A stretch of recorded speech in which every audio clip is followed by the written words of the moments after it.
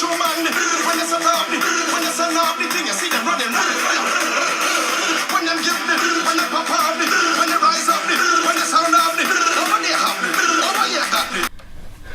YouTube, it's your girl Kim. Welcome back to my channel. Today I'm just going to be doing a 2-in-1 video. I'm just going to be showing you guys how I put on my everyday wig. There's really not much to it. I did glue it down in my first video on YouTube that I posted to my channel, but normally I don't, but I am going to show you how I glued it down. And then I'm also going to be doing a review for some wigs that I got from a hair company. Yeah, we'll just get right into it.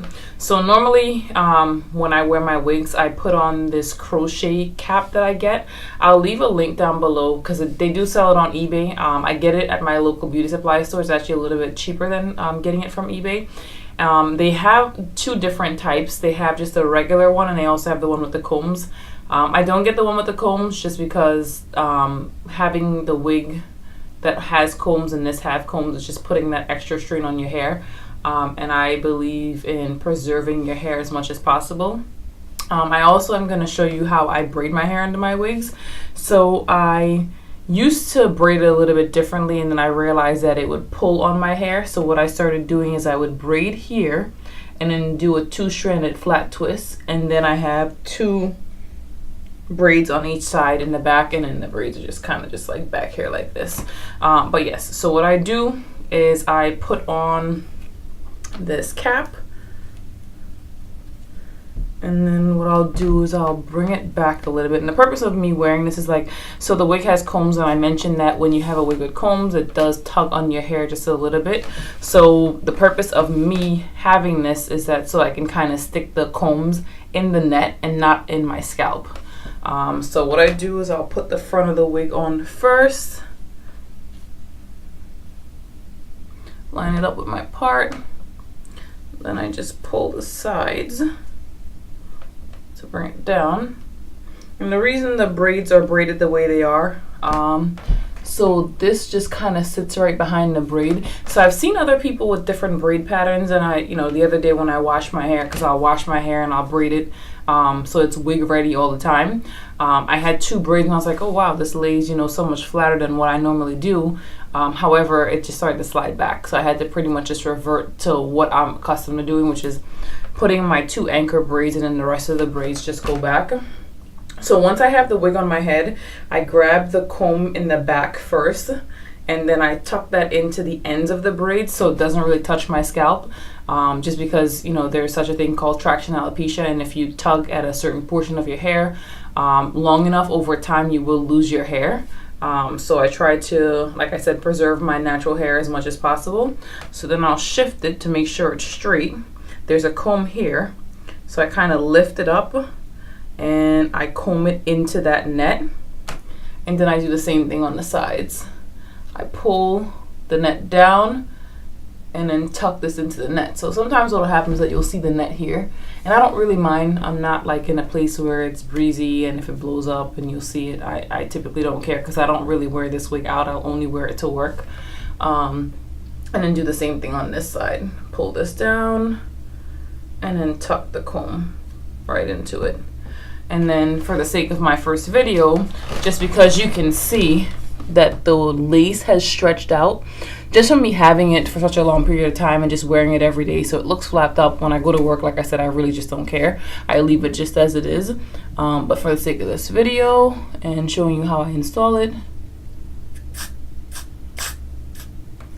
I just don't go nowhere. Yeah, and then I pressed it down so that it stayed and it laid flat, and that's pretty much all I did. Yeah, I don't glue my units on at all, and it looks really natural, nice natural fullness. So yeah, that's pretty much it. So let's now get into the rest of this video. So I'm going to be talking about some wigs that I got from a hair company. You guys may be familiar with them. They're called the Virgin Hair Fantasy. When I first started wearing wigs, one of the things that attracted me to the hair company is that the part would always look natural. So I'm a little bit of a perfectionist, and I like for when I buy things for them to look right, which is the reason why I got this lace, the silk base closure from them, is because, you know, as I mentioned before, what they would have you do is send a picture of your forehead in natural light so that they made sure that it matched up perfectly, which I love. I didn't have to worry about, you know, putting concealer on it and trying to make it blend, because that process just never worked out too well for me. So that's really what attracted me to them. So the first wig that I purchased was this wig. I bought it, I think, 4 years ago. I paid almost $1,200 for the wig, and that's when it first came out. It originally was 30 inches and 400% density. It has since shed quite a bit, and I've had it for quite some time, so I really, you know, like I said before in my other video, I'm of the understanding that it's going to shed. I'm okay with that just because your real hair sheds, so why wouldn't a wig shed as well? And the fullness that it's at right now, I can definitely appreciate it because it's not too heavy. It looks really natural. So I liked it, again, because it looks really natural for the part. I don't have to worry about blending. I do have to say I am a little bit disappointed. So I have this one that I got from them, as well as this one that I got from them. You can probably see a little bit why I'm disappointed. That was originally 22 inches that I cut as well. And then this one, that was originally 14 inches that I also cut. So I'm gonna go through and let you guys know the reasons why I'm disappointed. And I'm not trying to sit here and bash anyone. I'm just giving my honest opinion and feedback just based on my expectation. So maybe my expectations for hair is a little bit high. However, like I said in prior videos, I don't wear my wigs every single day. And I treat them very well. I treat them just as good as my own hair, which is the reason why I've had this hair for 7 years. Just because I know how to take care of hair. I'm not like your average consumer that doesn't really necessarily know how to take care of hair. You know, they automatically assume a wig, a weave, it's an extension. You can do whatever you want and nothing's going to happen to it. I'm aware it's hair, and you still have to treat it the same way you would treat your own hair. So with that said, the reason I don't like these wigs any longer is all of a sudden, out of the blue, they all just started to mat up, and I'll show you what I mean. So this blonde one, you can see at the roots here that it gets frizzy. So I wore this out last summer quite a bit. And when I say quite a bit, I mean maybe about 6 to 8 times last summer. So not excessive, because you can see I keep my wigs on a mannequin head. And like all of a sudden, out the blue, it started to get like tangled and matted. And I mean, it is a blonde unit. They did originally send it to me in the wrong color that I paid extra for. We're not gonna get into that right now. So I'll insert a clip of what the hair looked like when I first got it.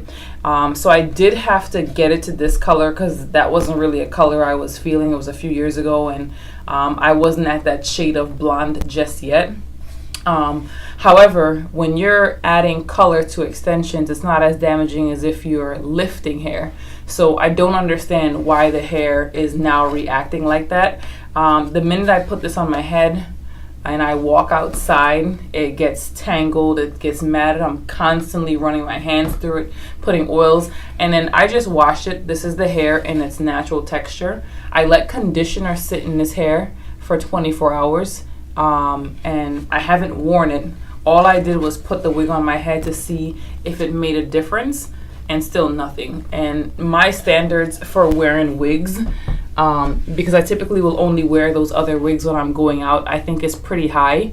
So I don't like the fact that I paid almost $1,200 for that unit, and it's only lasted me, what, 3-4 years. And like I said, I know that seems, you know, far-fetched, like, oh wow, you got 3-4 years out of the wig. However, when you're comparing it to hair that has been bleached 3 times, toned twice, and I've had it for 7 years, and this hair still has a lot of movement, still has a lot of body, still has a lot of luster, it just lets me know that the quality of the hair is not the best, which is the reason why, you know, I stress to you guys, you know, why not try the Freedom Couture hair?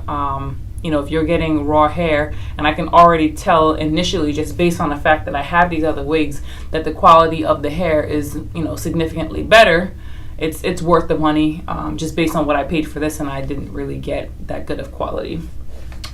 This wig Originally it was 14 inches. I was forced to cut it. It shed so bad. Within 2 weeks of me getting the wig, the lace in the front ripped. There are bald spots. I will show you. It's pretty obvious, the bald spots on it. I had to add a track in the back just because it was transparent. Now this hair responded a little bit better to that same conditioner. I do feel as though I can at least wear this once, but I was experiencing the exact same thing. I would wear this. I really bought this to be like my work wig and ended up wearing this just because the hair on this just wouldn't hold up. This one is a little bit newer than that. And the same thing would happen. I mean, the color hasn't been lifted. So I don't understand if I'm wearing this wig and it's just getting matted. And when I say everyday wig, I mean like everyday, like for work. And at that time when I was wearing this one, I was rotating between the two. So it wasn't like every day, 365 days a week. I only worked 5 days a week and I would rotate between the two. However, it just didn't hold up. And then the same thing with the original wig. Now, the darker hair seemed to have held up a little bit better. It doesn't tangle as bad. However, I have to put a lot of product in the hair in order for it to not get dried and get like tangled. And even when I do that, it still happens. So I'm a little bit disappointed because I did pay a lot of money for these wigs. But just over time, they just didn't hold up. This one I can honestly say I used to straighten it out quite a bit. I will insert pictures of how full it used to be. Like I said, I like the fullness now because it is pretty natural. This one and the short black one, I still feel as though I can wear it. However, the blonde, which I really, really love, I'm gonna insert a picture so you guys can see how that looks on me and why I love the color so much. I'm really, really disappointed because it's 100% unwearable. I told myself earlier today that I was going to cut it to maybe see if I can salvage the wig because for right now it's just trash, and that's really hard to say. Anyone who knows me knows how much I love hair. I take care of hair. I will spend ridiculous amounts of money on extensions because I'm of the impression that it's going to last me a decent amount of time. So when I put that kind of money out and I take as much effort as I do to take care of it, and then this is the end result, not once, not twice, but 3 times, it just makes me wonder what you're putting out. So that's why I said please just spend the extra money, go with Freedom Couture wig, but just also make sure you take care of it and get a density that's a little bit high, just because it's going to last you long over time. So thanks for watching. Don't forget to like, comment down below, subscribe to my channel. Yeah, that's it. Bye for now.